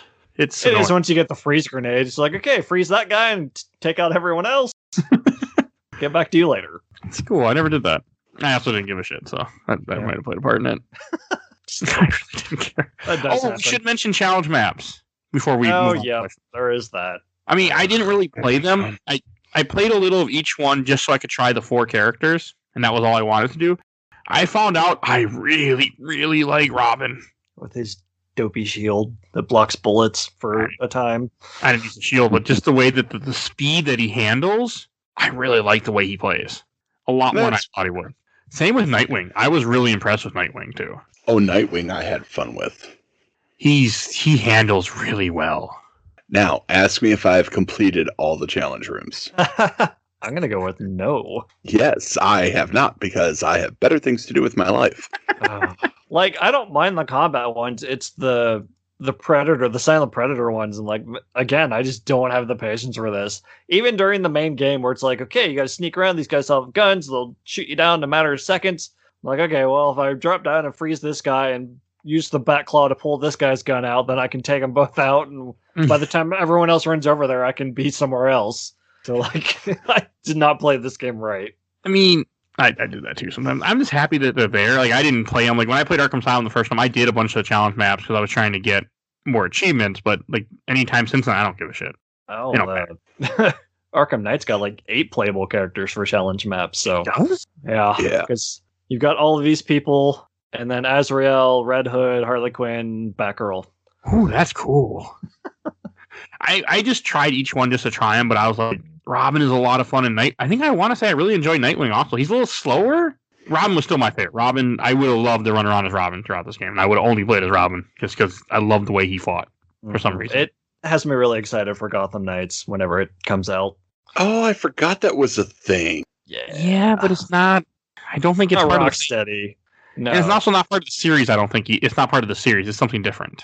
Yeah, Isn't it by the same people that did Origins? Yeah. Yep. So okay, so I know what I'm getting. Well, the problem with Origins is not Origin itself. It's problem that I think they were rushed. Yeah, that could be too. So, but still, it should be fun. Yeah, I'm excited for it. And I think there's a black mask side thing with Robin that you do in one of the challenge maps too. Huh. I'm not sure. This is black mask map, and I'm looking at it right now because with the DLC, certain characters came with it, and I know with Robin, you got more challenge maps too if you got the pre-order bonus, which eventually came out. Gotcha. Yeah. And then Nightwing was a DLC you had to buy, and he's another character, and he got more challenge maps, and you unlock challenge maps by collecting Riddler trophies too. Yeah. And character bios and whatnot, if you're into that sort of thing. All right, that finally covers up. Now we can go to questions, comments. There you go. I think we got it. All right, let's see. I actually didn't get many. I got some more than I expected, or less than I expected, I should say. I watched the entire Overlord 2 replay group. First one I got from Simeon Moore. Personally, I find City to have the least interesting story in world of the Arkham games. Too much happens in the plot just strings Batman along from villain to villain, doing little menial tasks for them that are kind of weird. Plus, the game shuffles around who the main villain is multiple times, and it's annoying. Hugo Strange would have been a cool main villain, but nah, let's add Joker and play around with Roz for a bit. Boss fights were kind of cool. I remember Mr. Freeze being dope. I agree with all that. Yeah, those are fair criticisms. Absolutely. From Dwayne Laughlin. Easily one of my favorite games of all time. Love the open world and the interactions with most of the villains. It's not perfect. Solomon Grundy seems out of place, and the big reveal for Protocol Ted is kind of a dud. Batman is definitely killing people in that game, though. The whole series, really. This man is breaking limbs and punching hundreds of people in the chest over the course of the night. Someone got asthma or some other respiratory issue. Bats is out here rupturing spleens and hanging people from gargoyles for hours at a time. Alfred and Lucius probably just calibrated the column so everyone is unconscious so Bruce doesn't lose the last bit of his sanity. Oh my god. I love that. That's okay. From Will... he's just sleeping, I swear. He's not breathing. He's sleeping, Bruce. Don't worry about it. Your bat, it says he's sleeping. From Will... Put him in a bat coma. I'm sorry. Do you consider this the peak or the start of the decline for the series? Neither. Neither. Well, I don't know about peak because my opinion of the series has changed a lot. When I first played these, I thought Asylum was the best one. City went down. Now I disagree, and City's really great. But I also really love Origins, and I don't have Night. I got to replay. Yeah, I would think hold off your judgment until you replay Night because it's by far and away my favorite one. Oh yeah, I 100% am. I do think that this was absolutely a plateau, though. Like, this was an early peak. Mm-hmm. And then it just kind of flattened off until Night, and Night went either direction depending on who you're talking to. Yeah, exactly. Very divisive. And from Nick Levesque, I played Asylum in 2019 or 2020 and really liked it. I tried City last year and couldn't really get into it. I just found the open world tedious. Not wrong. Fun zipping around and touring Gotham, but I missed the Metrovania design of Asylum. Think it's something I'd give another go when I'm more in the mood for an open world game, though. That's fair. It's not really an open world game, though. It just has a large map to fly through that doesn't really do anything. Night has a bigger map and there's more to do in it, but it makes getting around easier between the grapnel upgrades and having the Batmobile. Origins is also a big map with nothing to do, but you get quick travel. I do hear that complaint quite a bit. I love it. I just fly along and there's no issue. And from Kenny Stoles, one of my top 3 favorite platinums I ever got. Oh, that's impressive. That is. Yeah, well done. Well done. Because that's like getting the highest score in all of the challenge maps with every character. So, yeah. Holy crap. Yeah. One from the Giant Bomb group that I'm going to read. It's a long one, though. So, just to be warned. I won't read all of it, probably. From Alex O'Meadle. So, first, I will say I have very fond memories of this game because I played it around when I turned 17, and it really helped me get way more into video games at the time. It was also purchased by me well after its release from the paychecks I got from first job. I remember being immediately taken aback at how different it was from Asylum. Asylum had this almost horror vibe to it, while City ended up with a real Batman vibe to it that is a detective/action game. One of my favorite things about it was the free flow combat, which really reached a peak with this one, at least until Night came out. The cast was terrific as well. So many iconic villains all packed into one package.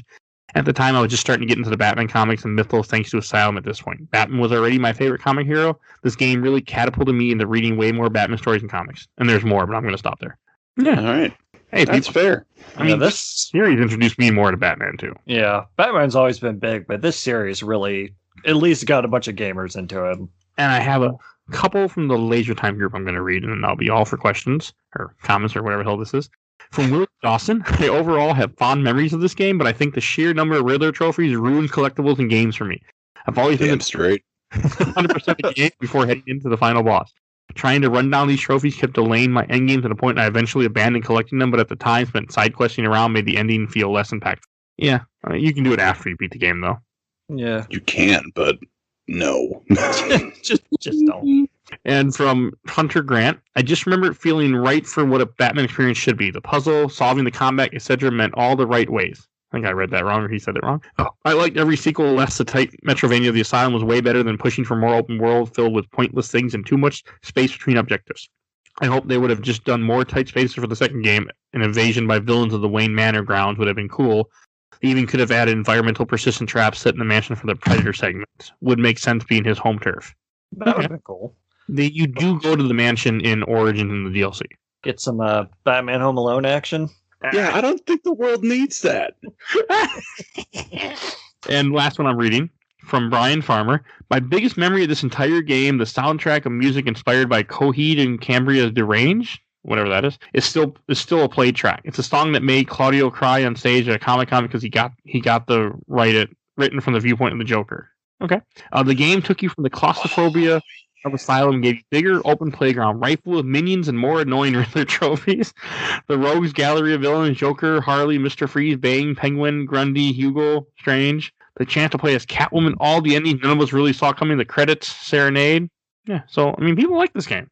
My God, that's right. I forgot that there was an entire album. I didn't know there was. There was a soundtrack like Crosses, Daughtry, Panic at the Disco. Serge Tankian did a solo song. The aforementioned Coheed and Cambria, Black Rebel Motorcycle Club, the Ravenettes. Like, there was an album, a whole ass album. I've never heard of this. And I forgot it until that comment. Oh my God. There were some good songs on here too. Music of Batman Arkham City. Man, I was not expecting to go there. Yeah, that's just the okay. Batman Arkham City, the album. What? Yeah. But why? But why not? Batman. Okay, I can think of many reasons why not. All right, I think we should go to the shelf stacker box. And Kenneth, why don't you go first?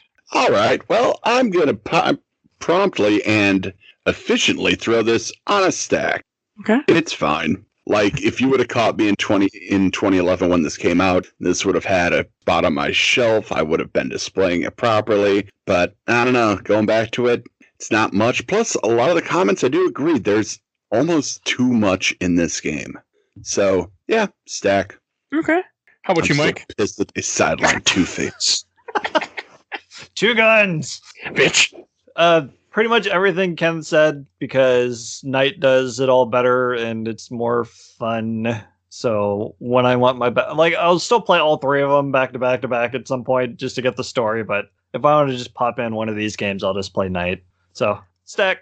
Okay. Wow. That's not how I was expecting this to go. So I'll go next. This is going on the shelf for me because I had a great time playing this. I mean, this was a game that I had insulted many times in the past. I'm like, oh, this is my, I don't like it, but I had a lot of fun. Like, I was really enjoying myself the entire playthrough, and I had a great time. It was a really fun game.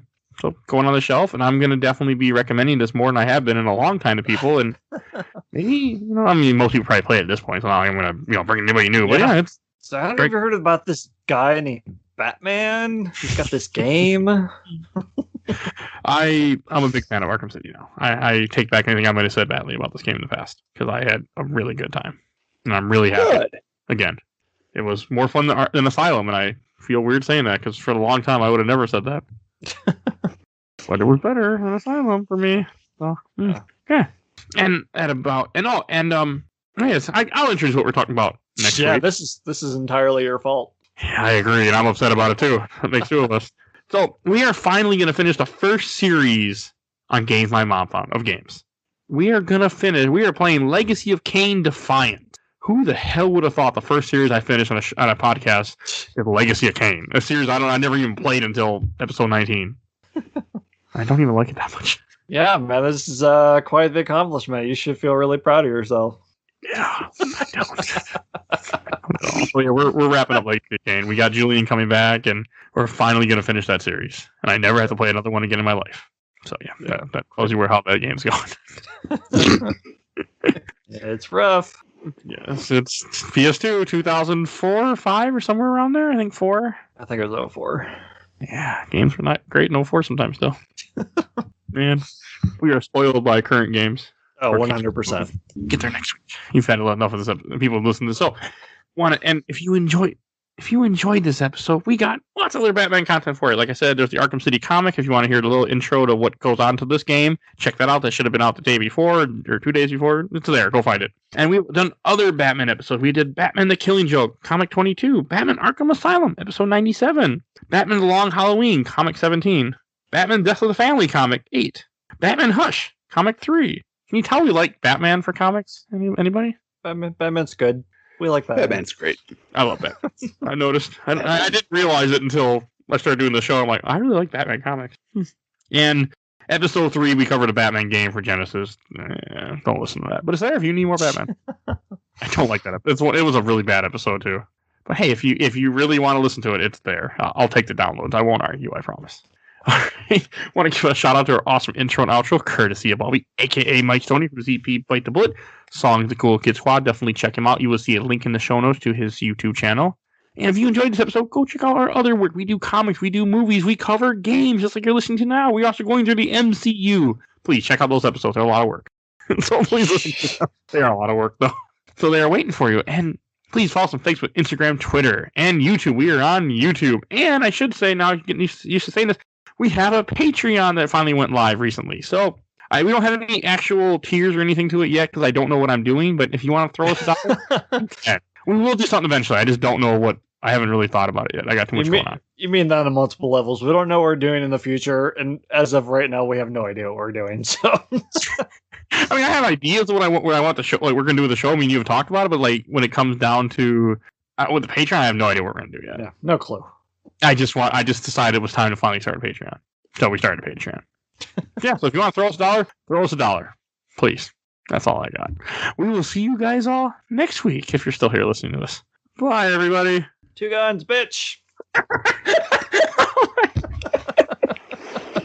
Damn it, I was going to say it. I'll just say it. Oh my god.